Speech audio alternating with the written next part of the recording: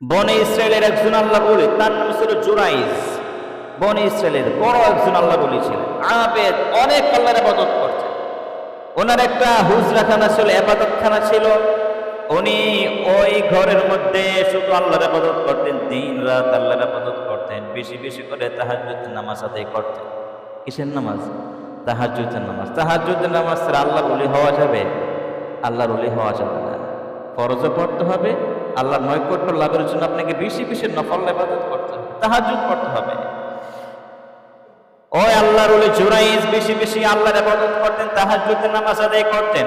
একদিন নামাজরত অবস্থায় তার মা আসছে, সহিহ হাদিস, সহিহ মুসলিমের হাদিস। একদিন তার মা আসছে, দরজার বাহির থেকে ডাকে বলে, ও জুরাইজ, আমি তোমার মা, আমার সাথে কথা বলো, আমি তোমার সাথে কথা বলতে চাই। জুরাইজ দেখে সে নামাজে অবস্থায় আছে। জুরাইজ নামাজে, ওইদিকে মা ডাকতেছে, নফল নামাজ। জুরাইজ বলে, আল্লাহ, এখন আমি কি করি? আমার মা আমাকে ডাকতেছে, একদিকে আমার নামাজ, আরেকদিকে আমার মা। একদিকে নামাজ, আরেকদিকে মা, আল্লাহ, আমি এখন কি করব? অবশেষে জুরাইজ নামাজ ভাঙ্গে নাই, নামাজ চালিয়ে গেছে, মাকে ফিরিয়ে দিছে। মার ডাকে সারা দেয় নাই, মা এদিন চলে গেছে। এরপরে দিন মা আবার আসলো, এসে বলে, জুরাইজ, আবার ডাকতে আরম্ভ করল। ওই দিনও জুরাইজ কি ছিলেন? নামাজরত অবস্থায় ছিলেন। জুরাইজ আবার বলি, আল্লাহ, মনে মনে বলি, আল্লাহ, একদিকে আমার মা, আরেকদিকে নামাজ, আমি এখন কি করব?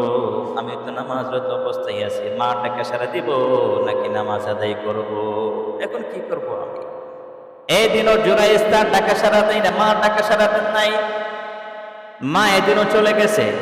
তৃতীয় দিন আবার আসলো, বলে, জুরাইজ, আমি তোমার মা, তোমার সাথে কথা বলতে চাই, আমার ডাকে সারা দাও। জুরাইজ ওই দিনও নামাজরত অবস্থায় ছিলেন। ফরজ নামাজ, কি নামাজ? নফল নামাজ। নামাজরত অবস্থায় ছিলেন, আল্লাহর ইবাদত করতেছেন। যখন মা ডাক দিল, জুরাইজ আবার বলি, আল্লাহ, আমি তো এখন নামাজরত অবস্থায় আছি, একদিকে আমার মা আমাকে ডাকতেছে, অপরদিকে আমি তোমার সন্তুষ্টির জন্য নামাজ আদায় করতেছি, এখন আমি কি করব? মা ডাকে সারা দিব নাকি নামাজ আদায় করব? নামাজটা এড়িয়ে যাব নাকি মা ডাকে সারা দেব? এই দিনও জুরাইজ মা ডাকে সারা দেন নাই। 3 দিন মা আসছে, কথা বলতে পারে নাই, নামাজরত অবস্থায় ছিল। খেয়াল করে শুনবেন। তখন মা আল্লাহর কাছে বদদুয়া করলো, আল্লাহ, 3 দিন আসলাম, আমার জুরাইজ আমার সাথে কথা বলে নাই। 3 দিন আসলাম, ডাকলাম, সারা দিল না। আল্লাহ, তোমার কাছে আমি তার বিরুদ্ধে বদদুয়া করলাম। আল্লাহ, এই জুরাইজকে যতদিন পর্যন্ত বেশ্যা নারীর মুখ যতদিন পর্যন্ত আপনি না দেখাবেন, বেশ্যা নারীর ফিতনায় না ফেলে তার মৃত্যু আপনি তাকে দিয়েন না।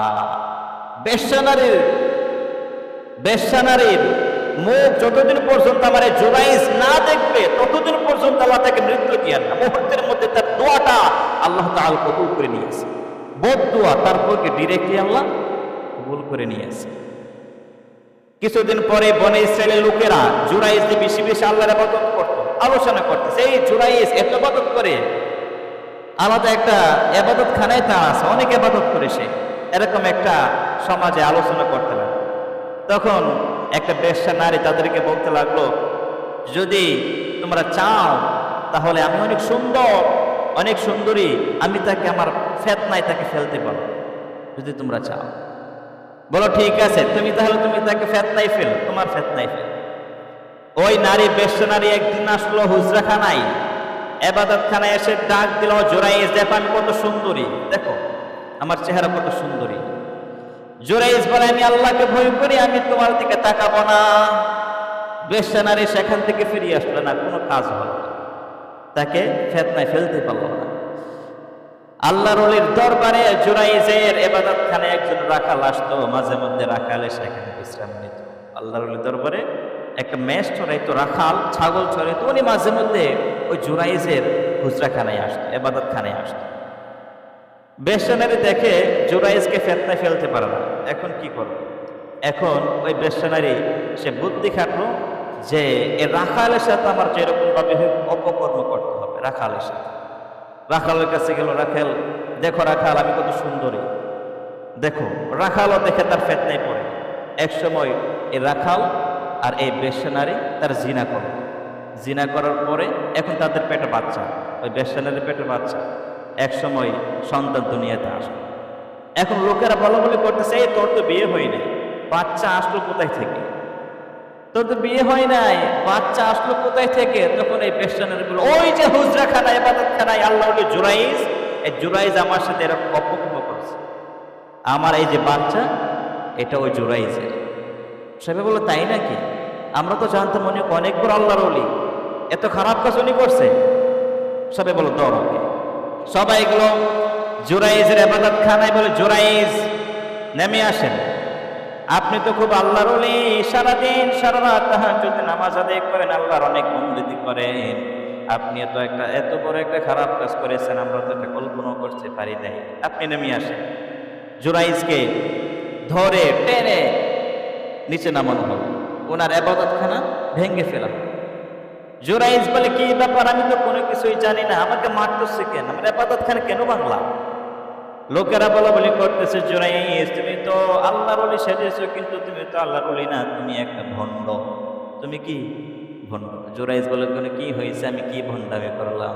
লোকেরা বললো, এই যে দেখো বেশ্যা নারী, একটা নারীর কোলে একটা সন্তান, এই নারী তো কোনোদিন বিয়ে হয় নাই, সুতরাং সন্তান কোথায় থেকে আসবে? আমরা যখন থেকে জিজ্ঞাসা করলাম এই সন্তান কার, সেই বললো এই সন্তান তোমার, এই সন্তান তোমার, তুমি এই মেয়ের সাথে অপকর্ম করছো, আবার এখন আল্লাহর ওলি সাজছ। জুরাইজ বলে, তাই নাকি? এই সন্তানকে আমার কাছে আনো, মহিলাটাকেও আনো, সন্তানকে আমার কাছে আনো। তখন যখন সন্তান ওনার কাছে আসলো, উনি 2 রাকাত নামাজ আদায় করলেন। 2 রাকাত নামাজ আদায় করে আল্লাহর কাছে দোয়া করলেন। যখনই কোনো বিপদে পড়বেন, মুসিবতে পড়বেন, 2 রাকাত নামাজ আদায় করে আল্লাহর কাছে আগে দোয়া করবেন। কারণ আল্লাহ বলেছেন যে আমার কাছে যখন কোনো কিছু চাইবা, 2টা জিনিসের মধ্যে চাও, একটা হলো নামাজ আর একটা হলো কি? ধৈর্য। ইয়া আইয়ুহাল্লাযীনা আমানু ইসতাঈনু বিস-সাবরি ওয়াস-সালাত। জুরাইজ নামাজ আদায় করে আল্লাহর কাছে দোয়া করলেন। দোয়া করার পরে জুরাইজ ওই ছেলের পেটের ভিতরে আঙ্গুল দিয়ে খুঁজে দিয়ে বললেন, ও শিশু, আমি নাকি তোমার বাবা, তুমি এখন তোমার নিজের মুখে বলে দাও তোমার বাবাকে। শিশু মাত্র কয়েকদিন হয়েছে, শিশুকে বললো তোমার বাবাকে তুমি বলো। শিশুর মুখে যখন ফুটে যায়, শিশু বলে, আমার বাবা তুমি না, ওই যে রাখাল দাঁড়িয়ে আছে, ওই যে রাখাল দাঁড়িয়ে আছে, ওই রাখাল আমার বাবা, আপনি আমার বাবা নন। জুরাইজ বলে, ও গ্রামবাসী দেখো শিশু কি বলে, কত বড় আল্লাহর ওলি, যে আল্লাহর ওলির ইশারায় মাত্র কয়েকদিনই শিশু কথা বলে, ওই আল্লাহর ওলির বিরুদ্ধে মা বদদোয়া করছে, ডিরেক্টলি আল্লাহ কবুল করে নিছে। আর তুমি আর আমি কে? আপনি আর আমি কে? আমাদের বিরুদ্ধে যদি আমাদের মা বাবা যদি বদদোয়া করেন, আল্লাহ কবুল করবেন না? কবুল করে নেবে।